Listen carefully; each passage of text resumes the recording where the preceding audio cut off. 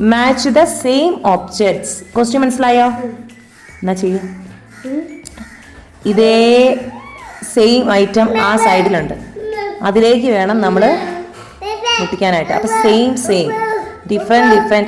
പിന്നെപ്പാ അമ്പോ അപ്പം കിട്ടിയോ? ഇത് ചെയ്ത് കഴിഞ്ഞിട്ട് കഴിക്കാം അല്ലേ? അപ്പൊ ഇവിടുന്ന് വേണം, ഇവിടെ ആദ്യം ഐറ്റം കണ്ടെത്തുന്നു, ആ ഐറ്റം ഈ ഭാഗത്തുണ്ടോ എന്ന് നോക്കിയിട്ട് വേണം നമ്മൾ എന്ത് ചെയ്യാൻ, മാച്ച് ചെയ്യാൻ. ഓക്കെ, മാച്ച് ചെയ്തു അല്ലേ? ഇനി അടുത്തത് താഴെ ഏതാ? രണ്ടാമത്തെ സ്റ്റാറും ചെയ്തു അത്. ഇനി അടുത്ത റോസ് ഫ്ലവർ ആണ്. അതെവിടെയുള്ളേ? യെസ്. ഇനി അടുത്തത് ഡോഗാണ്. ഡോഗ് അതെവിടെയുള്ളേ നോക്കി. ഡോഗ് പപ്പിക്കുട്ടി എവിടെ എപ്പോഴത്തുള്ളേ?